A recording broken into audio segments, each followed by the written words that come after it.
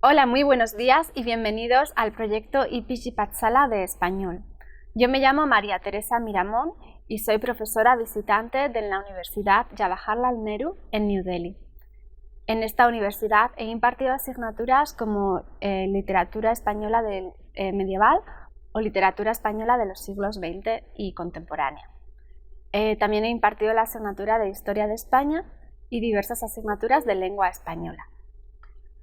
Hoy vamos a comenzar con el módulo 11 del paper 13, que se titula Alonso de Ercilla y Zúñiga, la Araucana. En este módulo vamos a introducirnos en la vida y obra del autor Alonso de Ercilla y Zúñiga. Para ello señalaremos en primer lugar los hechos más relevantes de su historia, de su vida. En segundo y último lugar, analizaremos en profundidad el argumento y las características de su obra La Araucana, que destaca por ser el primer poema épico dedicado a la conquista de América. En el primer apartado de este módulo, que se titula Alonso de Ercilla y Zúñiga, biografía.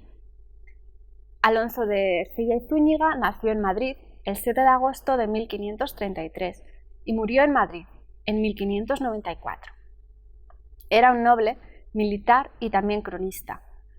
Poeta autor de La Araucana, su única obra publicada y su primer gran poema épico dedicado a la conquista de América. Una obra fundamental del siglo de oro de la literatura española. Alonso de Ercilla y Zúñiga fue el sexto y menor de los hijos de una familia cuyo padre, Fortún García de Ercilla, era jurista del Consejo Real y falleció a la edad de 40 años. Justo cuando lo acababan de destinar a ser maestro del príncipe de Asturias. Su viuda, doña Leonor de Zúñiga, fue indemnizada con el puesto de guarda mayor de las damas de la infanta doña María, en la residencia de Carlos V, por lo que Alonso de Ercilla, habiendo llegado con 1 año de edad, creció y se educó en la corte. Además de recibir una meticulosa educación palatina, Alonso fue ordenado paje del príncipe Felipe, y fue a los 15 años cuando viajó por primera vez al extranjero, acompañando al príncipe Felipe. Carlos V se hallaba en Bruselas después de la batalla de Muglebel y decidido a abdicar, convocó a su hijo Felipe para realizar un viaje por las posesiones donde debía ser nombrado heredero. Este viaje es conocido como el felicísimo viaje del príncipe Felipe.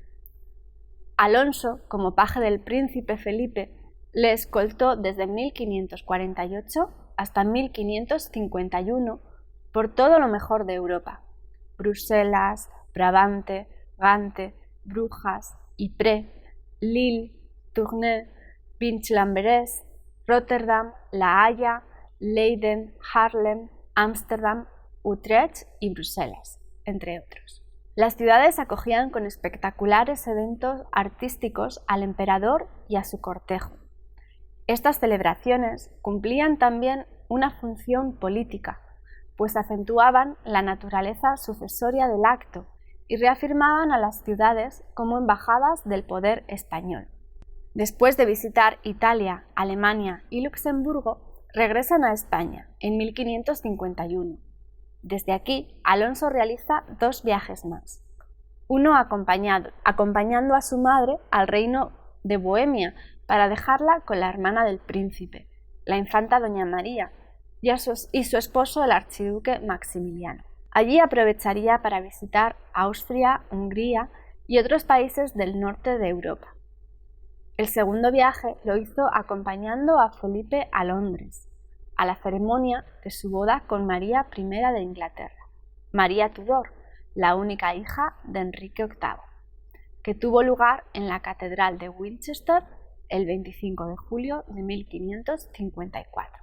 Al tiempo que la corte europea se hacía eco de las agitaciones, tanto en Perú, por la deslealtad de Francisco Hernández Girón, como en Chile, por la rebeldía del pueblo araucano, en Londres, Alonso de Ercilla trababa amistad con Jerónimo de Alderete, el adelantado de Chile, al que atendía entusiasmado relatar sus aventuras y sus románticas narraciones acerca de los paisajes y escenarios del nuevo continente.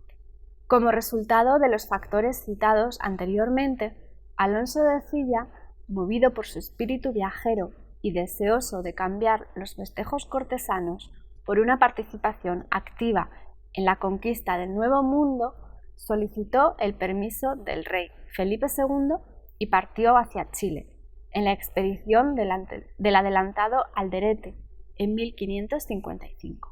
Durante el trayecto hacia las Indias, Ercilla se puso al corriente de los sucesos en el nuevo territorio, por las lecturas y por los testigos oculares a los que acompañaba en una nueva expedición.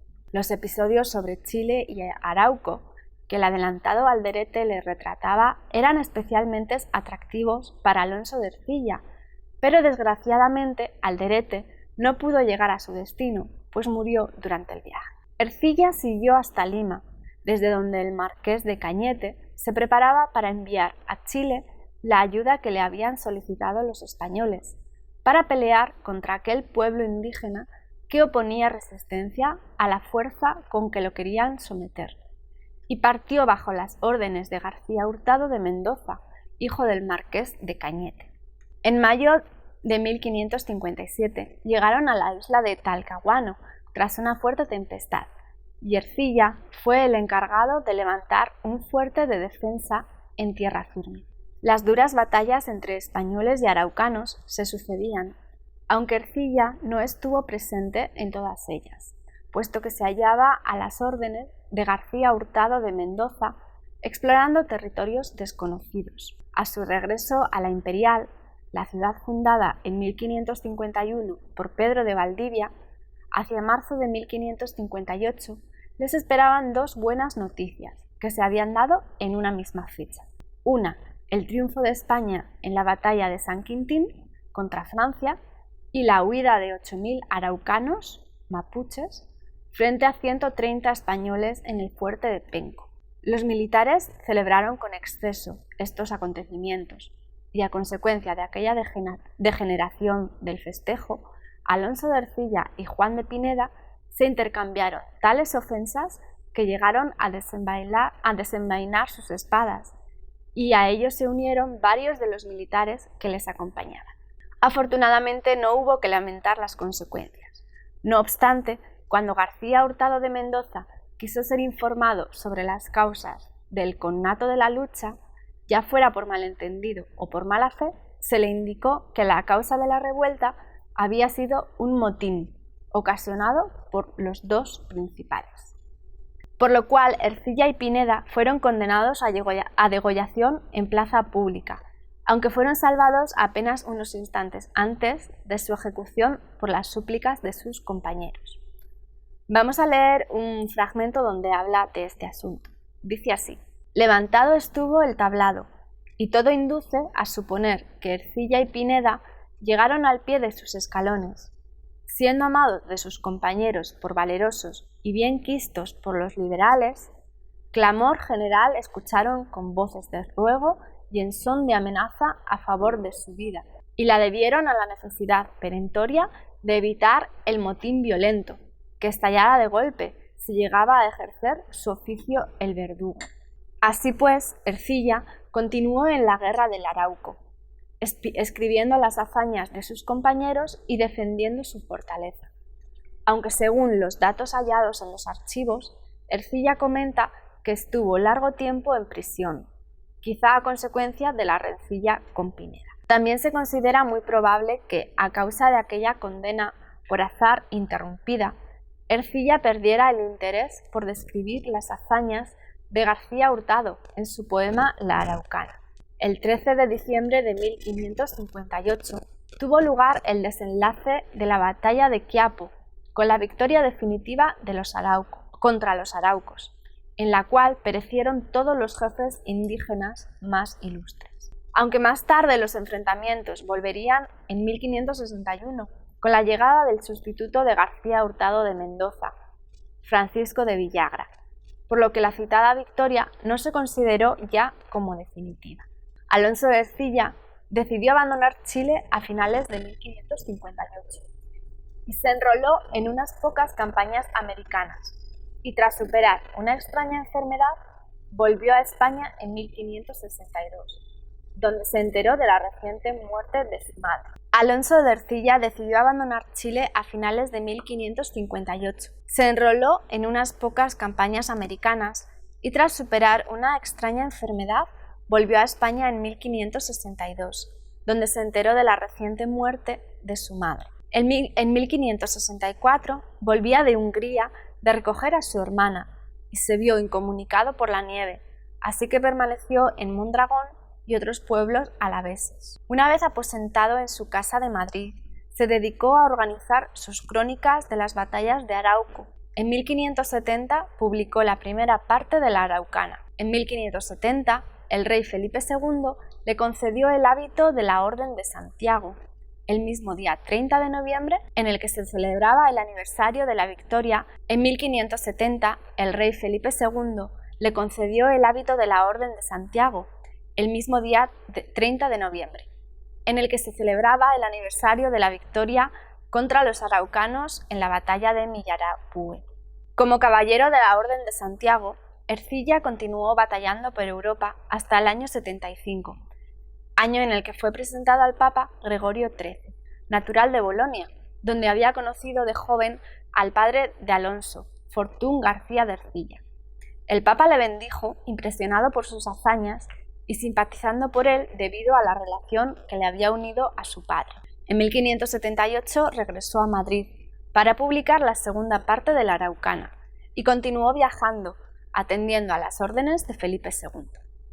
Una vez publicada la segunda parte de la Araucana, García Hurtado de Mendoza se vio ofendido, considerando que merecía un trato más protagonista en la obra de Alonso de Ercilla. En consecuencia, y haciendo uso de sus influencias cortesanas, acaudilló una campaña personal contra Ercilla, en la que lo acusaba de haber escrito más en favor del coraje de los indios araucanos que del valor de los españoles. García Hurtado consiguió de la actitud del rey el éxito esperado, y como consecuencia, a pesar de haber dedicado su vida a la defensa de los intereses del imperio del monarca Felipe II, Alonso de Ercilla se vio despojado del favor real y vio acabada su carrera militar. No obstante, se retiró tranquilamente a vivir con su esposa y su hijo, puesto que continuaba gozando de la simpatía de numerosos personajes e instituciones. El Consejo de Castilla le solicitaba para examinar libros. En 1585 recibió de la Casa Imperial de Alemania la demanda de su retrato para la colección de españoles contemporáneos e ilustres. En 1589 publicó la tercera parte de la Araucana y a finales del 94 Ercilla cayó enfermo y falleció el 29 de noviembre en Madrid. A pesar de haber sido apartado de la corte a causa de la pérdida de la confianza que causó en García Hurtado de Mendoza y en Felipe II, continuó siendo reconocido y estimado por gran cantidad de intelectuales y personajes importantes, tanto coetáneos suyos como de épocas posteriores, hasta la actualidad. Todos ellos consideran de gran valor sus testimonios acerca del valor y la grandeza de los araucanos en su lucha con los conquistadores españoles en Chile. Bueno, ahora vamos a pasar al segundo apartado del módulo, que habla sobre las fuentes biográficas de los protagonistas de la conquista. El Archivo General de Indias de Sevilla fue construido en 1572 y se amplió en 1785. En este archivo debían depositarse absolutamente todos los documentos correspondientes a la relación de la península ibérica con Hispanoamérica. Su clasificación fue una tarea compleja que necesitaba de especialistas encargados de agrupar los documentos y organizar los datos cronológicamente, con la finalidad de formar una historia de las Indias desde la fecha de su descubrimiento. De este archivo, con mayor o menor dificultad, se han podido rescatar datos que han ayudado a conformar las biografías de los cronistas de Indias. José de Vargas Ponce fue un marino e intelectual nacido en Cádiz el 10 de junio de 1760 y fallecido en Madrid el 6 de febrero de 1821. que en los últimos años de su vida trabajó en la recopilación documental sobre Alonso de Ercilla, ordenando los datos que de él se guardaban en el Archivo General de Indias. Su trabajo fue fundamental para el conocimiento de la vida y obra de este autor. Ahora vamos a hablar del tercer apartado de este módulo, que es sobre el argumento de la Araucana. La Araucana es la obra principal por la que es conocido Alonso de Ercilla. Se trata, como ya hemos mencionado anteriormente, del primer gran poema épico dedicado a la conquista de América y una obra fundamental del siglo de oro de la literatura española. Antes de empezar la primera parte, encontramos a modo de presentación algunos sonetos de diversos escritores ilustres de la época, mostrando su aprecio por el autor y su obra. La historia se basa en las luchas de los conquistadores españoles contra el Imperio Araucano, habitantes de Arauco, en Chile. El autor, en la presentación preliminar de su obra, explica los motivos por los cuales hablará en detalle sobre las cosas y valentías de los araucanos. Ello es debido a que se les considera un pueblo digno de admiración por su constancia y firmeza en la defensa de su tierra. La historia es narrada y publicada en 3 partes. La primera parte es la que se extiende desde la llegada de los españoles al estado de Arauco, respecto al cual describe el terreno, las costumbres de los indígenas y los principios del intento de conquista por parte de los españoles. No habiendo sido testigo directo de esta época, Alonso de Ercilla se documentó mediante conversaciones y documentos de los militares que habían estado presentes, para relatar todos los cantos de esta parte. La segunda parte comienza con la incorporación de Ercilla como testigo directo de la acción. Esta parte comprende la descripción de las batallas que se van sucediendo, ganadas a veces por los araucos y otras veces por los españoles. El final de esta sección queda en suspense, según el autor, para esperar con más deseo la tercera. En la tercera parte, nuestro escritor narra el desenlace de la anterior sección, además de nuevos ataques rebeldes por parte de araucanos y la posterior muerte del cacique Caupolicán. Al final de esta parte, Ercilla explica que adelantó su partida de Chile y marchó a Lima, más tarde a Panamá, y tal y como se indica en la biografía del autor, después de haber pasado una enfermedad extraña, volvió a España. Acaba reflexionando sobre su voluntad de recomponer la documentación para la edición de la Araucana y con el canto 37, una gran cantidad de estrofas bajo el título La guerra es el derecho de las gentes. Waldo Rojas, en su artículo, explica de qué manera Ercilla estaba impresionado por los pobladores indígenas de Arauco, por su sentido de la justicia y por el afán con que defendían su condición de pueblo libre.